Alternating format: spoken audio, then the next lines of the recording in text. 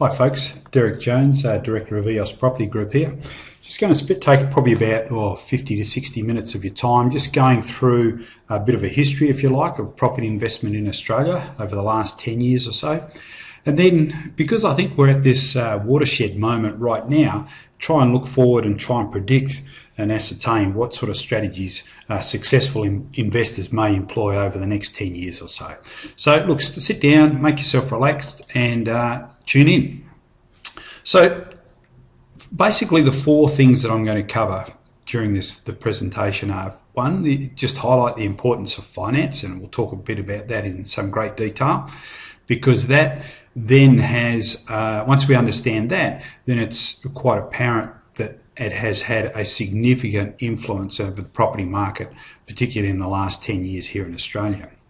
Going to then look a little bit at the immediate future, you know, the here and the now sort of stuff, and then we're going to try and look forward and try and predict, if you like, some of the strategies that successful investors may employ as they move forward from here on in.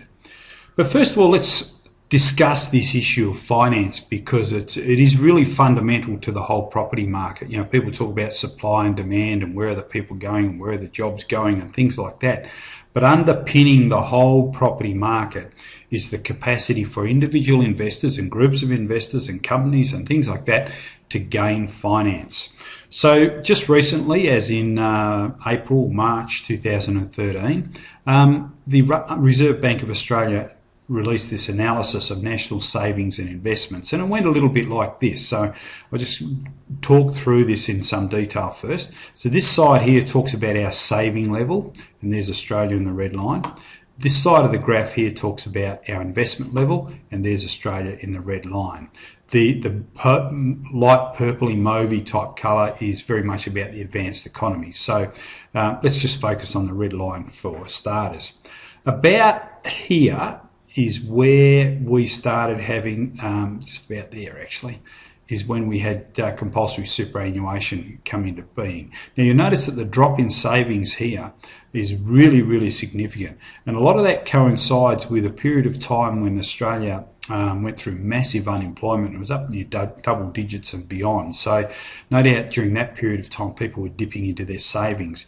And about here we started to see compulsory superannuation really start to bite and start to take off as more and more industries under legislation took on board the notion of compulsory superannuation, you know, the 9% superannuation guarantee thingy. So over this period of time, Australia's actually been saving pretty well. Now, it's fair to say that a lot of those savings were actually in the form of that compulsory superannuation. So it wasn't that we were, you know, getting our pay packet and shoving some of it in a bank and building on that nest egg. More or less what we were doing, and particularly in these later years, this spike here, people were spending more than they were earning.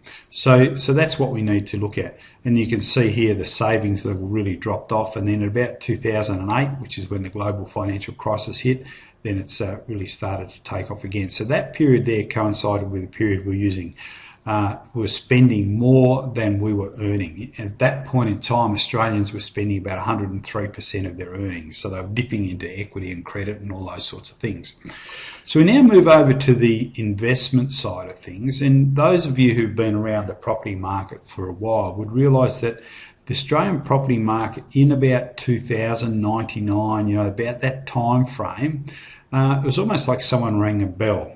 And you can see here the level of investment just went through up and peaked at about the time of the global financial crisis, and then tailed off, and quite significantly so, before flattening. And I think the latest indications are it's possibly even turned the corner. So you can see that's a fairly interesting piece of information for us to have and to frame this whole presentation on, is the level of savings and investment in our community. So the reason we went through that previous slide was just to highlight to you that getting finance is the main part of the game. So it's important that if we're making investment decisions, that one of the primary questions that we should be asking ourselves is, how will this affect my financial situation? In other words, am I still going to be able to borrow additional money to continue to add to my portfolio?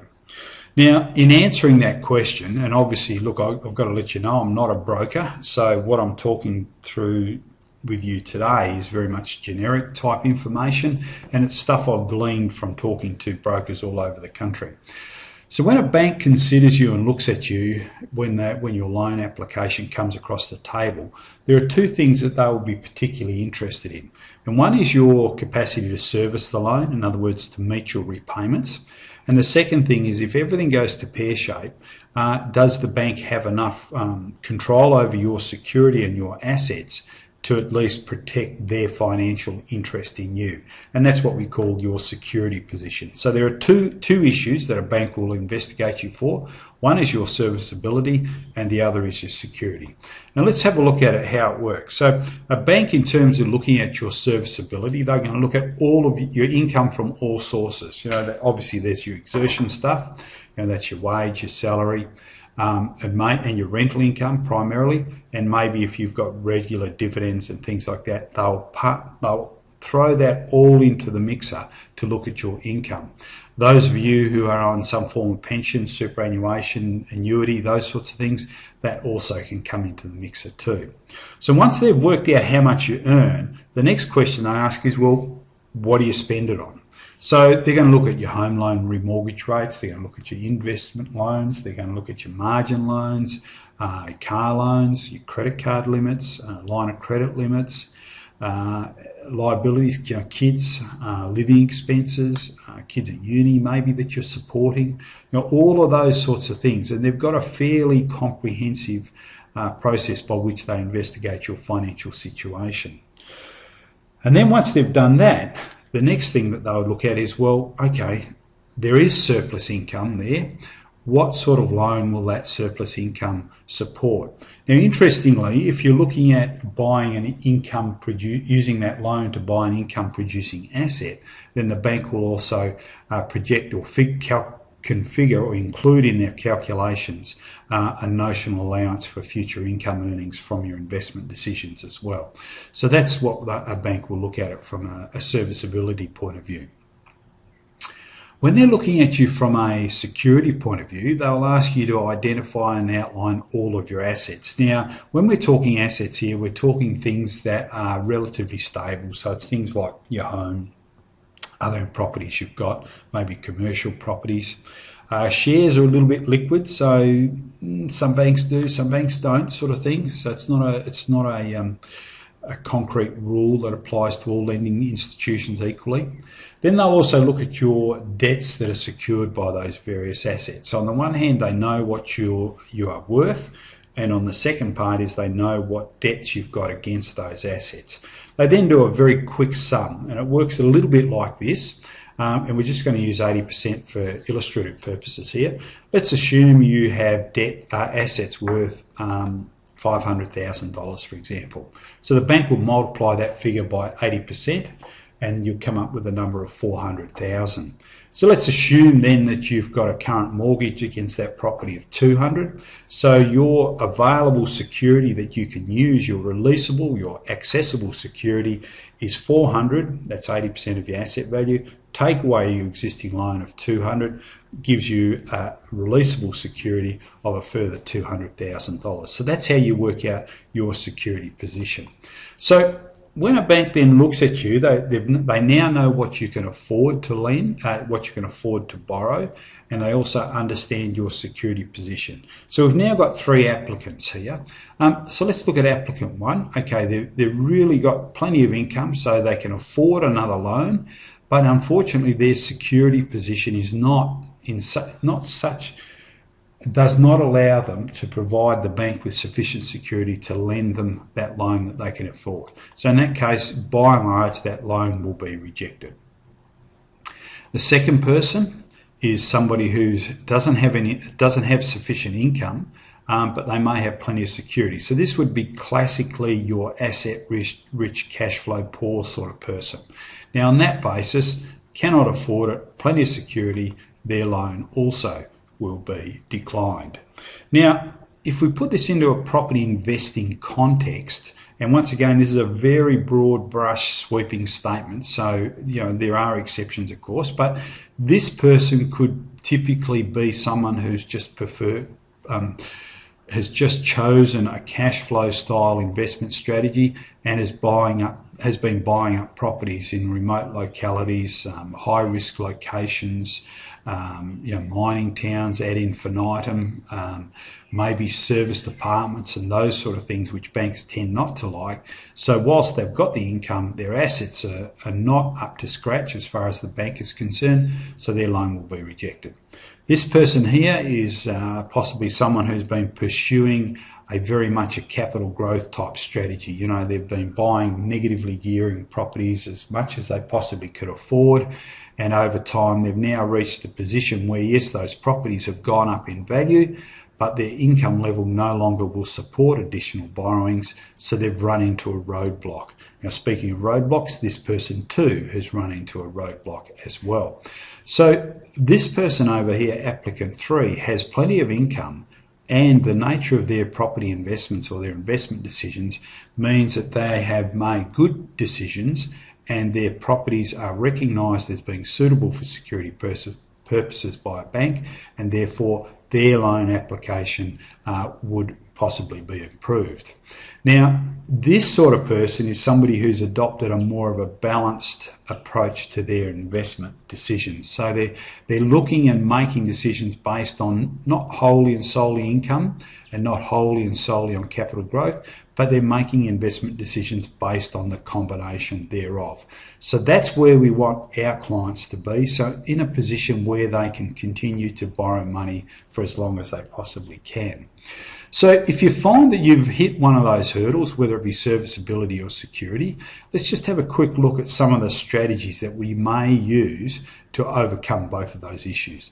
Obviously, if you've run out of money, the first thing you can do is look at earning extra income. Now, that may be you might need to seek job promotions, maybe a change of job, or maybe it's just that second job, part-time job, those sorts of things in order to increase your earnings. Overtime is another one, but just bear in mind before you rush off and sign up for every overtime opportunity that goes at your workplace, you really do need to talk to your broker about that, because there are some lenders who don't actually use overtime in terms of their serviceability, unless it's a really regular ongoing thing that has been sustained for a long period of time. So that's the exertion income, if you like, your work income. You can obviously increase your rent, but just bear in mind that we're probably talking minuscule increases in rent, although having said that, the Perth rental market has recently increased quite significantly, so it may be some capacity for additional lending through those increased rents as well. It may be that you just need to do some hard yards and pay out some of those loans. You know, that car loan that you're paying $300, $400, $500 a month on, or whatever it happens to be. That will really be hitting your serviceability. So get the head down, tail up sort of thing, and get that loan out of the road. It could well be you've got to send the kids away. Now, joke as you might like to think. Banks, if you've got dependents running around your ankles, those little ankle biters are actually going to detract from your serviceability, because all the banks have a formula that looks at your family structure and what it costs to maintain those. And every time a child becomes independent, leaves home and becomes independent, it actually improves your serviceability rate. So look, actively encourage the kids to leave home.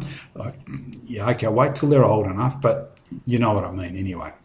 You may find that you've got some really huge credit card limits, and limits that you've never actually used. You know how you used to get those letters in the mail saying increase your credit card limit up to $25,000, no questions asked sort of stuff. Well, by doing that, you're actually reducing your serviceability, because a number of lenders, not all, but a number of lenders will look at the limit on your credit card. So even if that credit card's been sitting in the bottom drawer and never seen the light of day, the banks will construe it or consider it as, today you get your loan, tomorrow you go out and max out your credit cards. So they'll always factor in the maximum repayments on your credit cards in terms of calculating your serviceability. So reduce those credit card limits down to something that is more reflective of your lifestyle and your needs. And of course, the other option is to send your partner out to work, because obviously you're working at full capacity. It's just that your partner's dragging the anchor chain at the moment. So get them out and about and doing the overtime and shift work and penalties and all those sorts of things as well. So that's the serviceability side of things. It's very much about reducing your loan and borrowing expenses and or increasing your income. Over here, the security stuff that we can attend to. Obviously, paying down your home or investment property loans is one avenue that you have available to you, and we'll talk a bit about that, the notion of repaying your investment loans in a minute.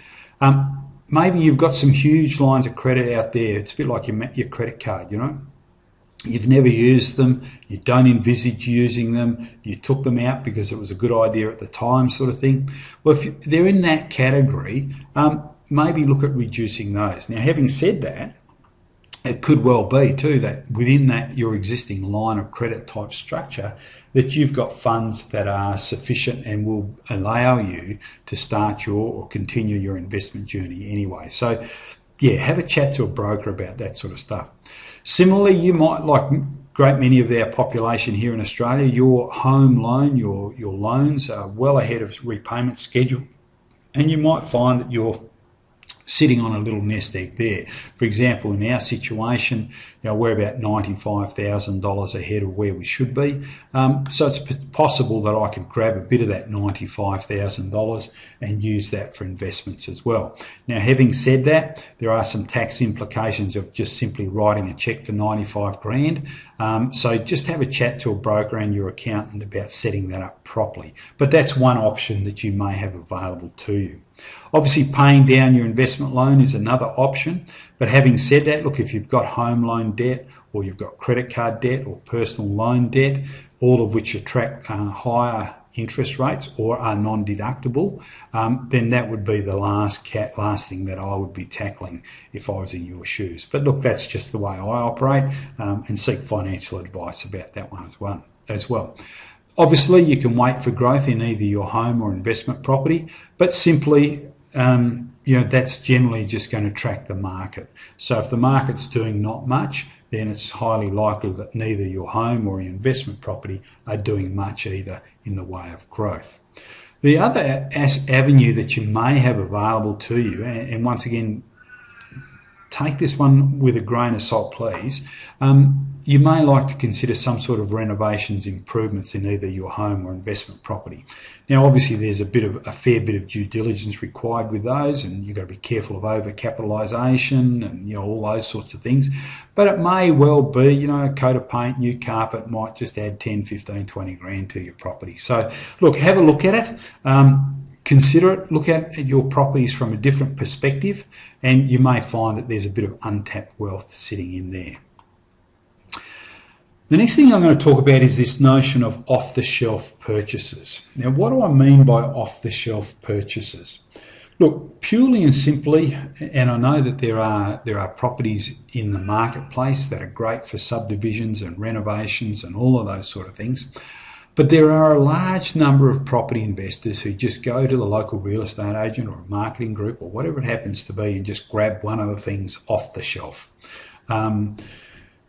And that's fine. I know it's easy, relatively easy and all that sort of stuff. But the problem or the issue with that particular style of investing at the moment is that the performance of that property will then largely be tied with the performance of the rest of the market.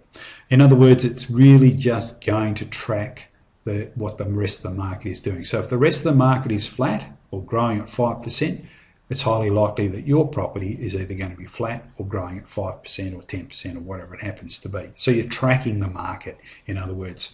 So we want to be looking at things that do better than track the market. Now, having said that, if we go back to that slide, we'll have a look at it again in a minute. But over the period 2001-2006, someone who just simply bought an off-the-shelf property and tracked the market would have done on average about 8.6% across all capitals in that 5-year period. So they would have done all right. Now, obviously, there are some capital cities that perform better than others, but you'll notice that this particular statistic has been dragged down to a certain extent by the performance of Melbourne and Sydney, given that they are the largest markets in the country. And if their market is relatively flat, then it has a knock-on effect over here. So that's the 5 years leading up to 2006. Look, the 5 years up between 2006 and 2011, you can see that the general market tracked along at about 5%. Obviously, there are some there that performed better than that, Canberra, Adelaide, Melbourne, and Darwin as an example. But once again, you've got the Sydney, the influence of the larger Sydney and Perth and Brisbane markets too. So 5% over 5 years. So that's that's what I mean when I say you've tracked the market. Obviously, Darwin was fine, Perth not so good in that 5-year period. Let's go back to this slide because this is really, really important. The next set of stats I'm going to show you are the period 2002 to 2007. Now, there's about 2007 there. It's a little bit harder to read. 2002 is about here somewhere. Right, so we're looking at this period of time, and you can see how that the amount of dollars invested really exploded in that 5-year time frame. So let's now go and have a look at what sort of effect that ease of credit had on the property market. You can see, take Sydney and Melbourne out of the equation because they are, as I say, they are the bigger markets. But the market at this point in time tracked at about 8%. But the average of these half a dozen cities here, without my calculator in my hand, is probably in the vicinity of 14 to 15%, maybe a little bit higher even. So you can see that the influence of easy credit certainly had a profound effect on capital city prices in that 5-year period. So we've now looked at this whole phenomenon over the last 10 years or so and identified, I guess, 3 core strategies, or 3 groups of strategies in terms of property investment. There are those investors who very much pursue a capital growth style of investing. There are those investors who very much pursue a cash flow style of investing. And look, both of those by and large have done reasonably well over the last 10 years.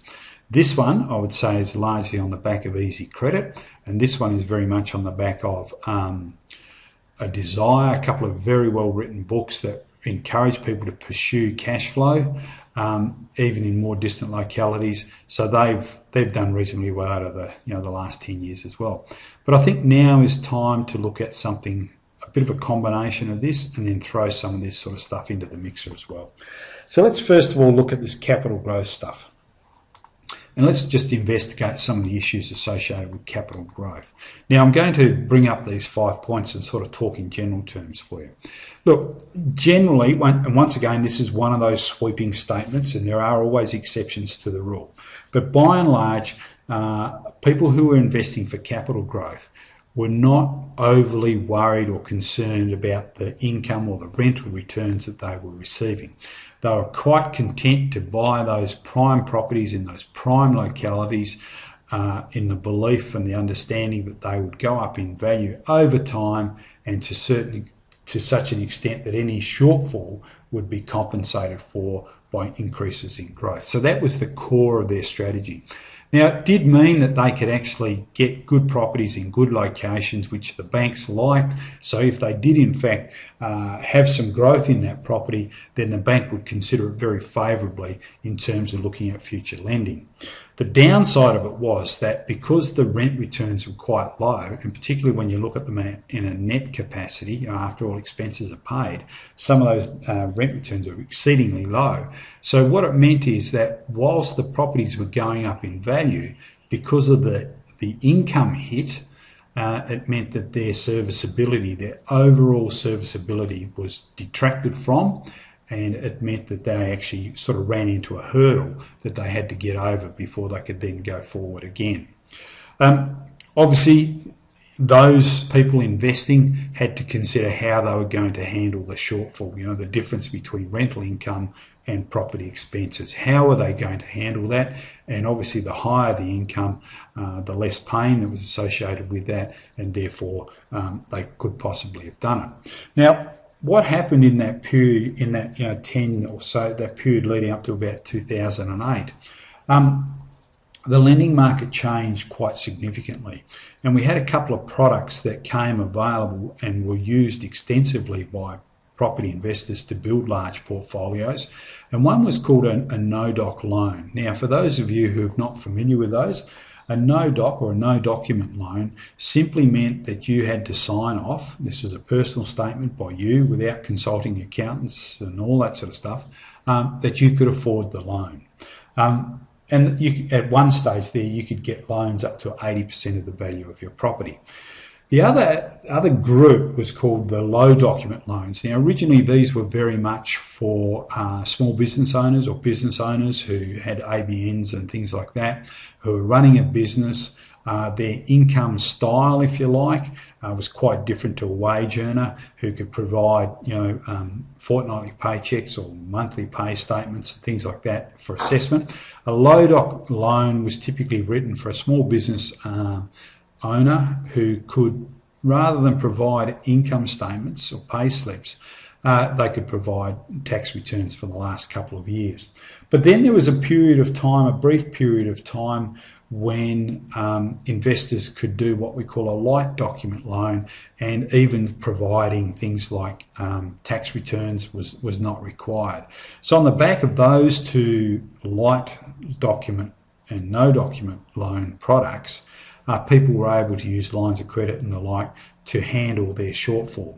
So they got around that lack of serviceability by using alternative loan products to help fund their shortfall. So in other words, so if their property portfolio shortfall was say 50 grand a year, just plucking numbers here, they could actually draw that out of a line of credit. So they were using credit to sustain credit, and that obviously, as soon as that stopped, those two products stopped, then people found themselves in some difficulty.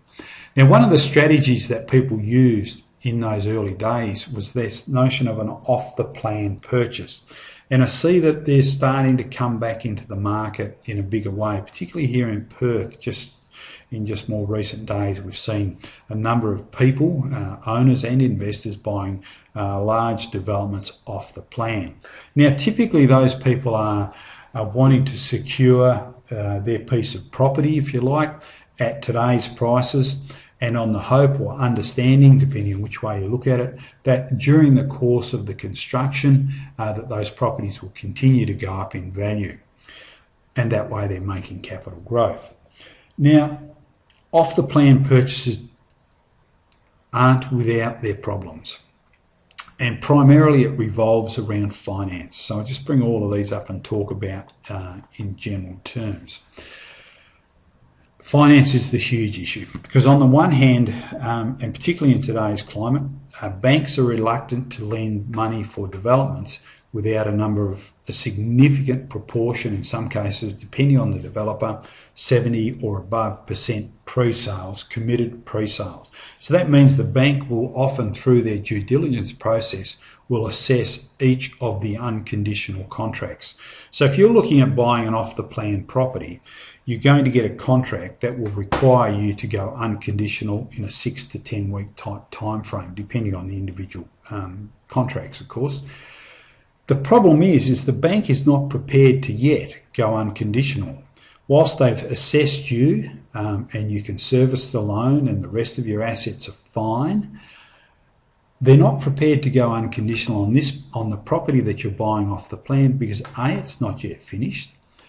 B, it may just have been a piece of paper with a plan on it. They haven't seen portfolio or volume numbers, and there are no titles issued as yet. So the bank is not going to go unconditional until they see those sorts of things and can conduct a valuation on the property when it's finished. So the problem then becomes is, on the one hand, the developer requires you to go unconditional. On the other hand, the bank said, we'll lend you the money on condition, and then they'll outline those conditions. And here you are in the middle wanting to make this purchase, but without actually having rock solid guarantee of finance. So a number of investors then if they want the property, have to go unconditional, even though in fact the bank has not given them unconditional finance yet. So fast forward 18 months, 2 years, the bank, the property's now finished. The developer says it's finished and I now want my money. You go back to the bank and the bank will then reassess you and they'll do a valuation on that unit. And you may well find that the market has changed and the valuation that the bank orders on your property may actually be less than what you're paying for it. So all of a sudden you might have a 10, 20, 30,000 difference between what you're paying for the property and what the bank is prepared to lend you. Where is that going to come from? That you now have a problem because you cannot get the finance. The developer is demanding his money, and you may well then have to re-enter some negotiations about the purchase price and things like that. So look, if you are going to look at an unconditional off-the-plan property purchase, make sure you get really, really good independent legal advice, and more so try and get someone who is very skilled at working with off-the-plan purchases. So conditions you need to look at: subject to finance, obviously, subject to satisfactory valuation. Define the word satisfactory, and obviously subject to suitable building insurance and inspection and things like that. The other problem with off-the-plan properties is that often it is multiple units. We're talking 20s and 30s, 40s, above 50s, even hundreds of units. So you then are really much subject to the vagaries of the performance of those other units. So your capacity to value add is somewhat restricted because all of the units are by and large identical. There might be a bit of tweaking with views and outlooks and things like that, but by and large they are identical. So just be careful with off-the-plan purchases is the bottom line message, I think. Now, a couple of I think classic marketing strategies in terms of off-the-plan purchases are as follows. They're often sold on the basis of tax savings. And one of the great tax savings that off-the-plan investors can make, particularly with units where there's a high building content and a less of a land content, is building depreciation. Now, I get particularly concerned when I see and hear of people making investment decisions based on tax that they're going to save or depreciation that they're going to get. And I'll outline the reasons why in a minute. So, because the bottom line is you are investing to make money. Now, let's be quite crass about that. That's what you're doing this for. Now, the money you make can either be in the form of cash flow or capital growth. Any tax savings you make should be a byproduct of those other two investment decisions. Because if tax savings is the focus of your investment decision, you're going backwards. How and why are you going backwards? Let's just look at this. So here's our taxable tax scale, Australian tax scales for the year 2013 in Australia. And you'll just see here, if you're earning up to 18,000, you're paying no tax. 18,000 to 37, you pay 19 cents in the dollar. 37 to 80, you're paying that much, 3,600 plus 32 cents in the dollar. Over 80 grand, paying 17.5 and 37 cents in a dollar. Over 180, top of the income scale in Australia, you're paying 54.5 plus 45 cents in the dollar. So those people on higher incomes are the ones that tend to get attracted towards negative gearing. So what does it mean? Let's just ignore this 54.5 for a minute. What it means is if there's someone earning over $180,000, for every dollar they spend on their property, they're going to get 45 cents back. Now, I repeat that. For every dollar they spend, they'll get 45 cents back. So it's a bit like you and me sitting opposite each other on a table or at a pub one night, and we're playing a game. You give me $1 and I'll give you 50 cents back. You give me another $1, I'll give you another 50 cents back. You give me another $1, I'll give you another 50 cents back. How long is it going to take you before you work out that you're actually losing money? That's what you're doing with negative gearing. You're losing cash flow. Sure, that's on the expectation that you'll get capital profits in the future, but that's not a given. Understand that, it's not a given. But let's now drop down to just under $80,000 and reinvestigate this whole negative gearing concept for lower income earners, middle to lower income earners. At this level, our game in the pub would change from me giving you back 50 cents, from me now giving you back 32.5 cents.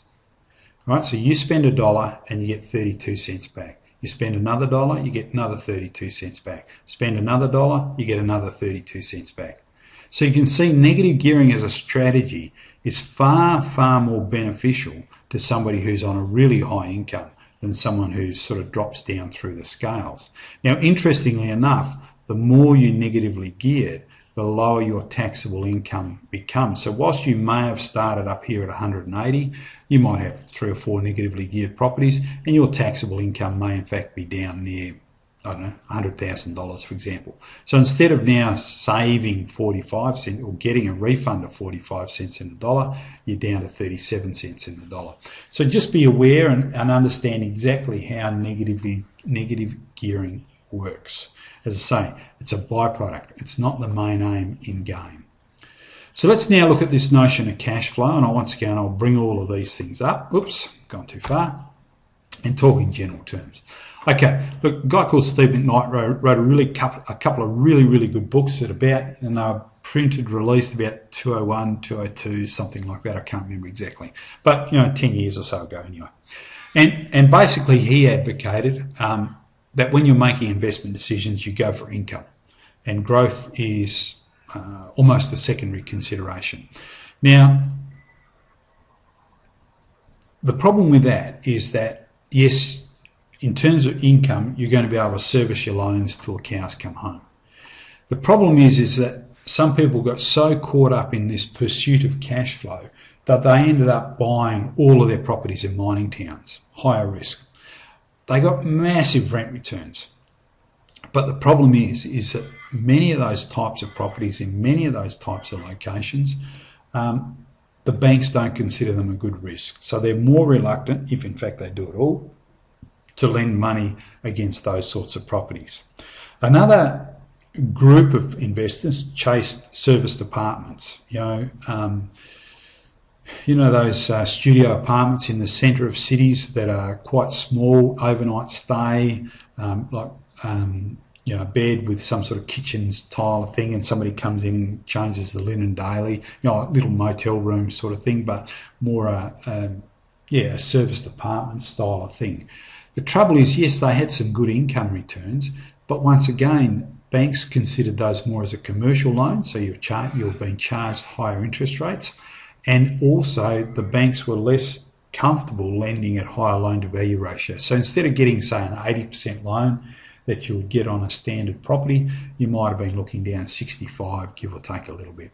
So the security position on those wasn't flash either.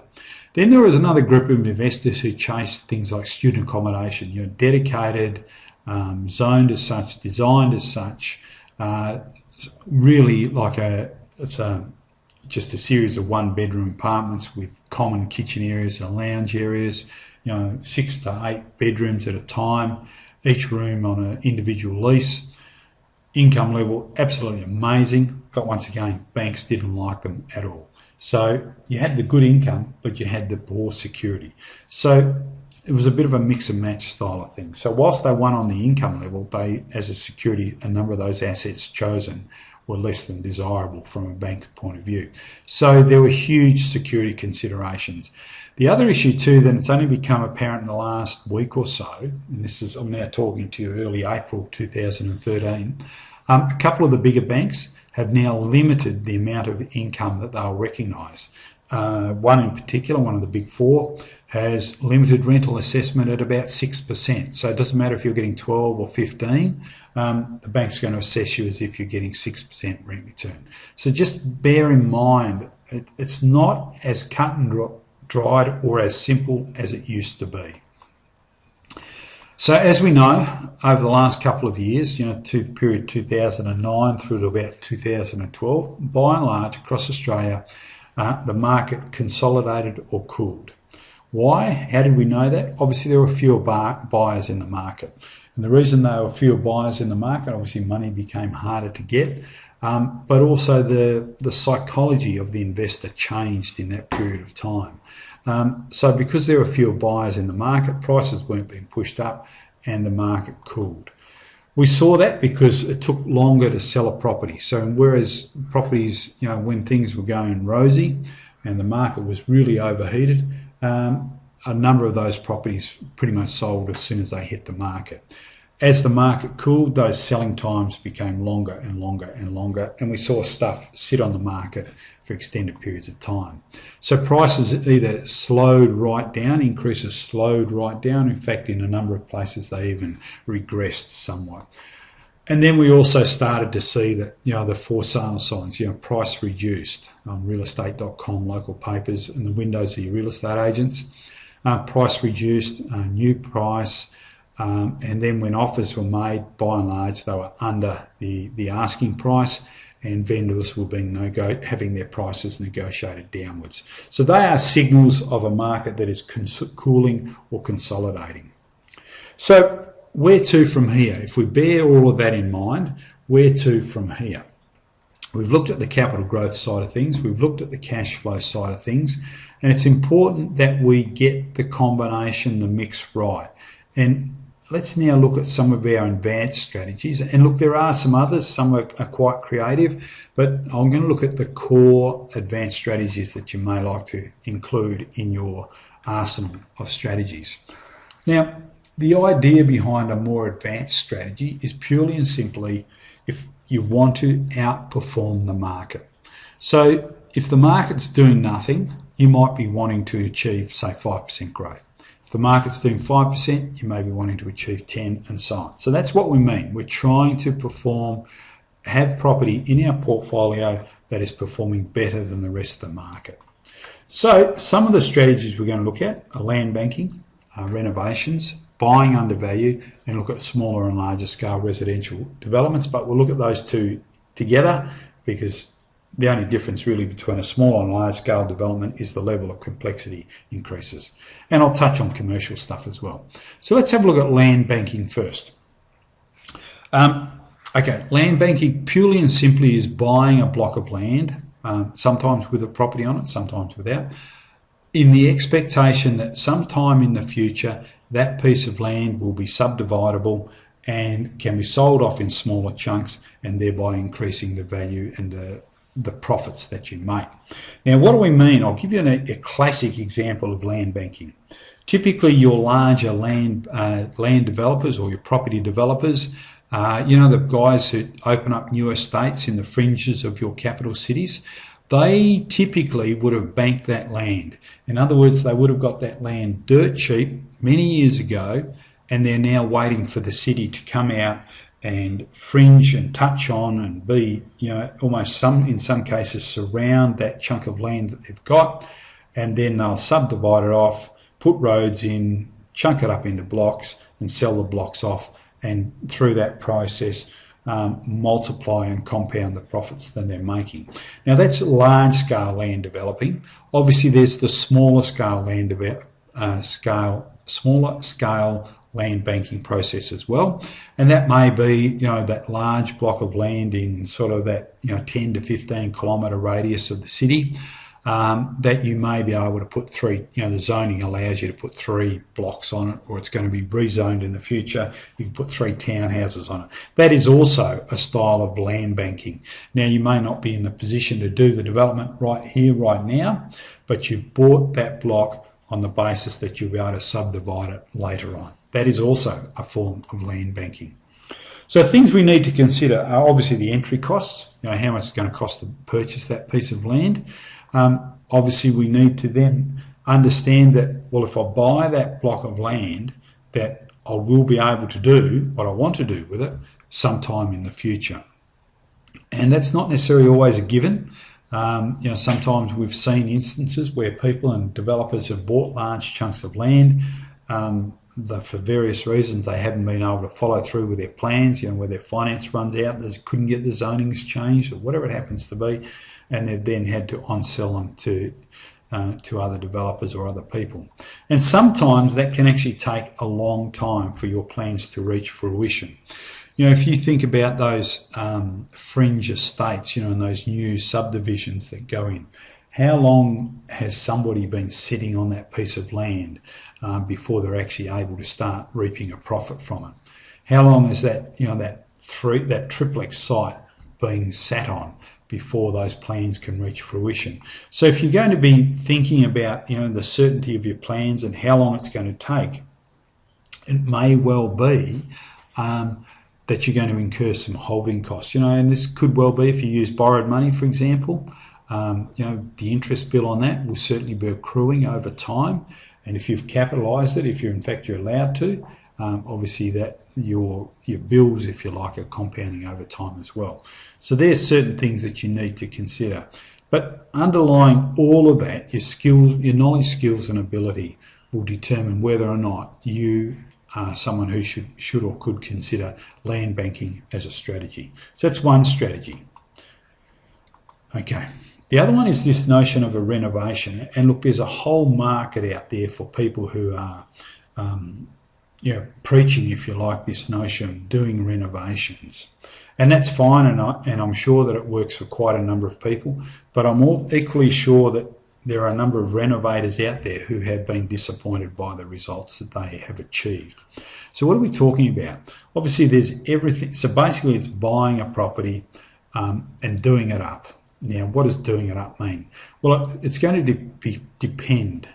It could just be something cosmetic, coat of paint, new carpet, new floor coverings, maybe a single carport, single to double carport, knock down a couple of walls inside, that sort of stuff, through to a major renovation, which could be new bathroom, new kitchen, double story, knocking out multiple walls, opening up the whole place, that sort of stuff. But whichever way you're going, the idea is that you're changing the nature of the property so that you can increase it in value. Or rent returns, I might add too, because often what happens with renovations, good renovations by the way, is that not only do you get an increase in value, but you also get an increase in rent return. But the thing that you need to consider is, well, it gets back to that previous one. What are your knowledge, skills and abilities like? So, okay, let's have a look at it. First thing you need to be able to spot a reno. So if you were to walk around your local market, and probably your local market is the better one, because you should know that, and if you don't, you need to start learning to know it, so that you can spot a property that A, has the right price on it at the moment, but it's also suitable to be renovated. Depending on your plans, obviously that will determine which sort of properties you're looking at. So do you know your market well enough to spot that renovatable property? And secondly, do you know what you can do to it to increase the value of that same property? So that's one thing. The second thing is, well, how handy are you? And I know that there are a number of people out there who are quite handy. I know there are a number of people out there who think they are quite handy too. Because remember, you're talking about an asset that's worth hundreds of thousands of dollars. And if you make it look like a dog's breakfast, then you're certainly not going to get the results that you wanted. So that's the first question. Do you have the capacity and time, skills and ability to do the renovation you want to? Or are you going to have to hire in tradesmen? Do you know what order to sequence your tradesmen? Do you know what tradesmen will cost? Because obviously before you put an offer on this property, you need to have identified which parts you're going to do and which parts the tradesmen are going to do. And what's it going to cost to get a tradie to redo the bathroom or redo the kitchen, for example? I think you may be surprised at how much they can cost you. So all of that is part of finding the property and working out what's fundamental, because you need to be able to cost out your work accurately, both in a time frame, but also in a dollar frame too. You might think it might take you 2 days to, retile a kitchen, for example. I don't know. But you may find that your skills are not quite up to it, or your tradies are held up and all that sort of stuff, and it may actually turn out to be a week. So that sort of thing it's a cost of time, But if you've notionally put down $2,000 to retile your kitchen and it costs you $4,000, all of a sudden your budget's under duress. So you need to know what you're doing, because it's quite simple and quite easy to get cost overruns in terms of dollars, but also cost overruns in terms of time. Because the last thing you want to do is overcapitalise. And what do we mean by that? Well, if you pour $20,000 and a number of hours into your property renovation, then you want to get that much plus much more in terms of return on your effort. So someone, for example, who overcapitalises may spend $20,000 doing the renovation and find that the value of the property only increases by $10,000. Clearly they've overcapitalised. Similarly, someone may spend $20,000 and get a $20,000 increase in property value. They too have probably overcapitalised. So you've got to work out what you're aiming to achieve in terms of, if you spend 20, what do you want to increase your profit margin by?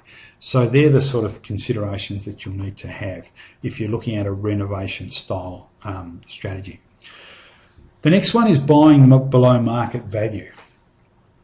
What do we mean by that? Clearly, if the median, if a property is worth $400,000 and you can get it for $300,000, you've done exceedingly well.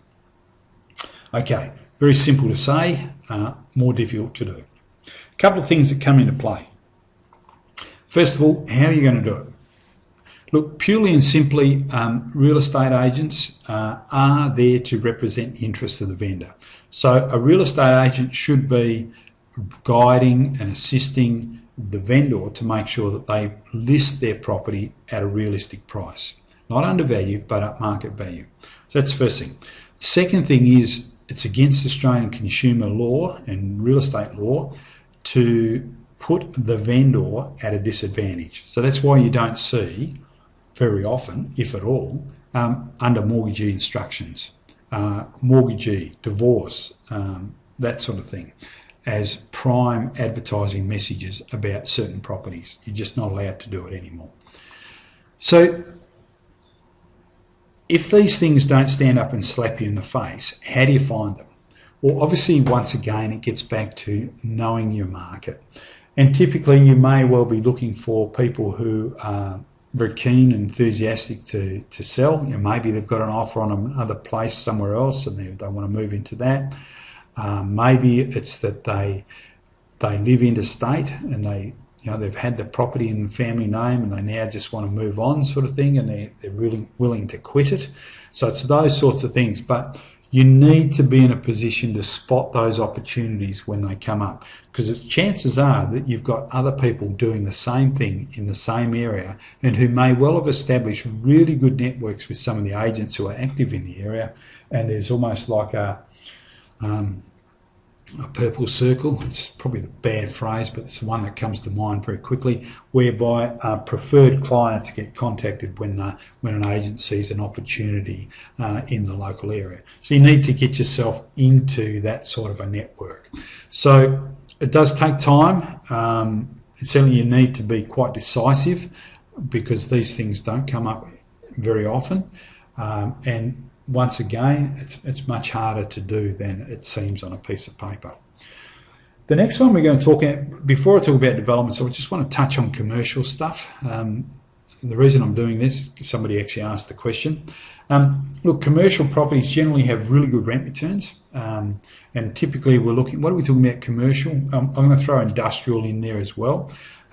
Big sheds where we have storage facilities, those sort of things. That's what we're talking about when we're talking about commercial, office space, retail space, that sort of thing.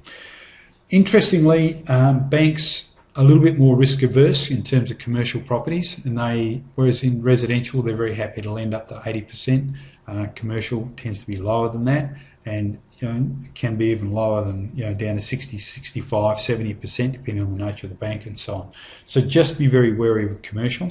Having said that, the value of your property is very much tied in with the value of your lease.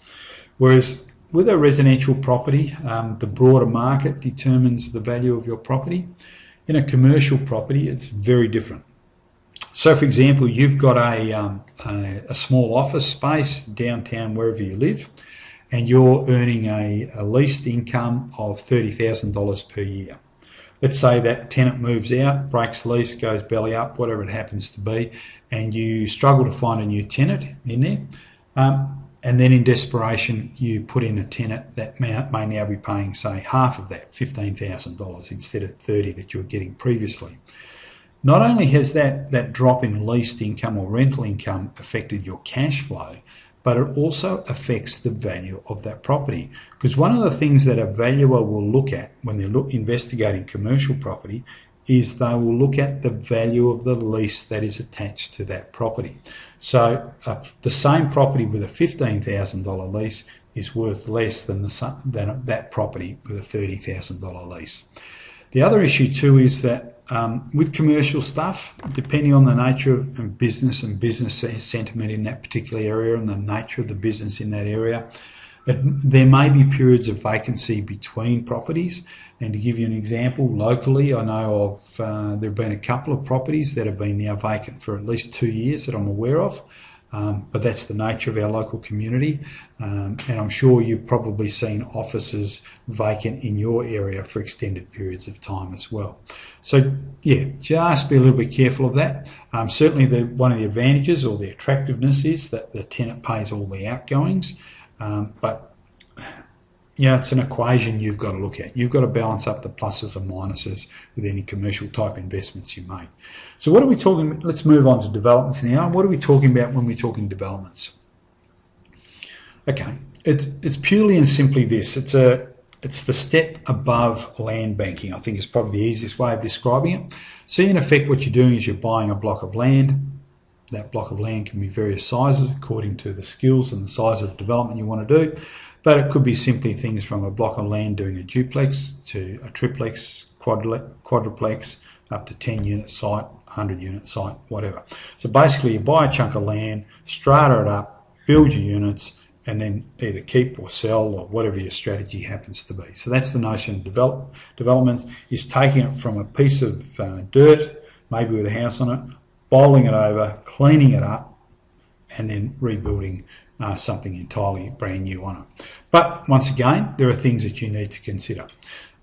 First of all, your skills, your knowledge, skills, time, and all those sort of things. And obviously the knowledge, skill, attitude, and attribute stuff applies to any sort of investing we do, but more so with the higher order stuff that we've been talking about. Getting finance for developments is particularly hard at the moment, and particularly if you're a new chum on the block. Because one of the things that banks is very risk averse. So in other words, they're not going to throw money at any Tom, Dick and Harry who walks through the door and says, I want to do a development. They're going to look at you and decide, well, what sort of expertise have you got? What sort of experience? What sort of resources can you apply? Where are you developing? What are you developing? And all of those sorts of things. So it's about knowing the market. It's about having the runs on the board, or having people you can tap into to help you get the runs on the board so you can develop and build something that's suitable with good finance and with the backing of good people to make sure that your project is successful. It's not something that will happen overnight. Obviously, you've got to buy this block of land before you can start your development approval process, and that can take some time too. You've got to get your architect's drawings up. You've got to maximise every square inch of dirt on that particular property, but in such a way that it meets the zoning requirements of that locality. Now that does take time, and particularly if you've borrowed the money initially to buy that block of land, you're going to have holding costs. There'll be a period of time when you've got no rental income because you've demolished the property that was on there. So those holding costs are going to have to be met from your own resources. Then as the building progresses, your interest will be accruing on your drawdown payments, and then obviously there may be some period of time, depending on the market that you've developed into, whereby you will have some holding costs at the end when your loans are fully drawn, your construction loan is fully drawn, and now you're waiting to sell off and settle on each of your units, if in fact that is your strategy. So it gets back to skills and abilities. And your capacity, of course, is to resell those properties. at the right price and at the right time frame as well. Now, aligned with that, it gets back to knowing the area. For example, if you decide to build a block full of one-bedroom units, for example, you need to know that the market in that area is quite comfortable with one-bedroom units. It's no good building one-bedroom units where everything else is a three-bedroom townhouse. The demand for those one-bedders may just not be there. And vice versa, it's no point building a three-bedroom townhouse because it's easy to overcapitalise if the demand is for four-bedroom house and land type things. So you've got to know your market area as well. And obviously knowing rent returns and things like that is part and parcel of the process. So look, it does, like everything, there are risks associated with it. So just consider those in light of what you're doing. So we've looked at all of this and we've analysed each of those 4 or 5 strategies, and we reckon we've got a pretty good solution, and that's our armchair developer process. Now let's have a look at it. It certainly suits those people who don't have the time or the knowledge or the skills or even the finances to do a whole project. So if you fit into that category, then you're a prime candidate to become an armchair developer. You also need to know the whats and the wheres. So what am I going to build and where am I going to build it? That's part of what we do, okay? That's part of the development process, our research process. It's knowing what the market requires in those areas and so on. Obviously, if you have no previous development experience, it's a really daunting task. I've got to tell you this because we've spoken with Matt Bird, who's our recommended development manager, and the stuff that Matt knows is absolutely incredible, and the detail, the level of attention and level of detail required is just amazing. So if you're going to go into this as a rookie, make sure you have your eyes wide open, because if you don't have the necessary skills, it could become a grind. Who are you going to get to do the job? Obviously, you need people with a good track record, a good work ethic, and a good level of tradesman skills. So that's what you need to find as well. What design are you going to use? Who is going to do the design for you? Should it be 1-bedders, 2-bedders, 3-bedders? Should it have 2 bathrooms or 1 bathroom? That sort of stuff. And how can we fit that all on the block? And that's what we've done as well. So we've got a development manager who does this stuff for us. We've got some short list of builders that we work with and are working with and are building up to work with, so that is already done for us. We've got a very good architect, draftsman, who knows the intricacies of 2-bedroom layouts, 1-bedroom layouts, and can maximise the land, the footprint on the block of land without going over the zoning requirements. And of course, the other thing is you need someone to pull it all together, and that's your project coordination stuff. You know, when do you get the power hooked up? When do you get the water hooked up? When do you organise the builder? When do you? Right, so it's knowing all of those things and putting them down in order, in place, in a sequential way, so that your project just sails through quite smoothly. So if you want to know more about our armchair developer stuff, as I say, we've got the people, we've got the research, we've got the resources around us, we've got the expertise, so we can make, if you want to become a small-scale developer, join with one of our projects. Whereabouts do you find out more about these? Go to our website, top right corner, you'll see our bar, the menu bar, home about, click on properties, and the next screen you'll see is something like this at the moment. We've got a project coming up in the next week or so. Click here on the read more button down the bottom, and that will take you through to this screen. This is very preliminary, this information, because we're still finalising details on our current project. But if you want to be put on our email alert list or get the information as soon as it becomes available, click here to register your interest, and then you'll be taken to this sort of form, and underneath your name, address, phone number, that sort of stuff.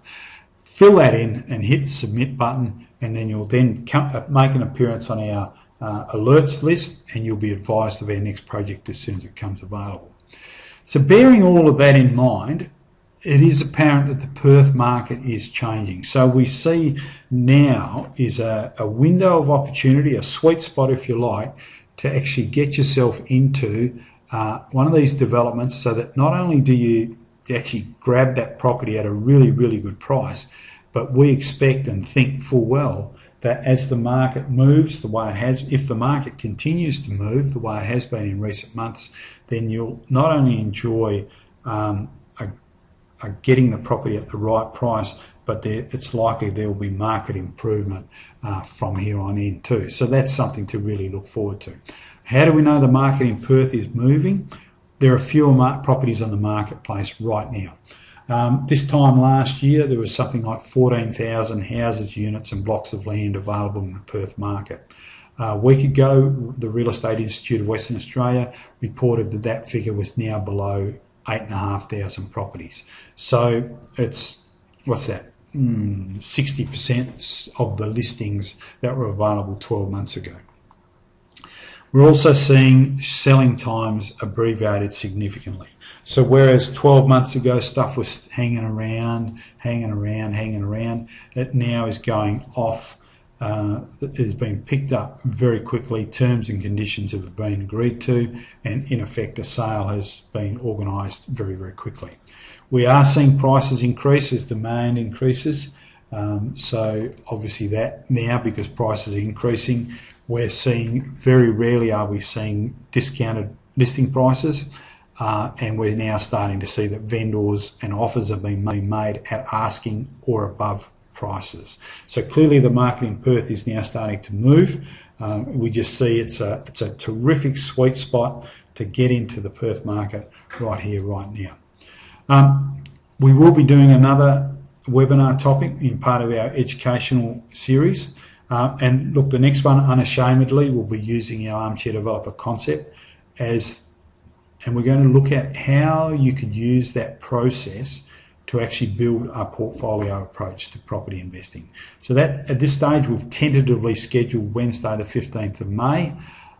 So look, by all means register for that. If you need some information, jump on our website. There's the web address here. There's our email address. There's our 1300 number, and there's either Chris Granary, my colleague, his mobile number, or Derek Jones, mine, mobile number there. If you wanted to either email Chris, just change the word info to Chris and you'll get through to Chris. If you wanted to speak to me, Derek Jones, just change the word info to Derek and I'll pick up your email and happily share ideas with you. So on that note, folks, look, thank you very much. I hope you've enjoyed it. I hope this has given you some really good food for thought. If you want to talk to us about that armchair stuff, get in touch with us because we just think the opportunities right now are absolutely amazing.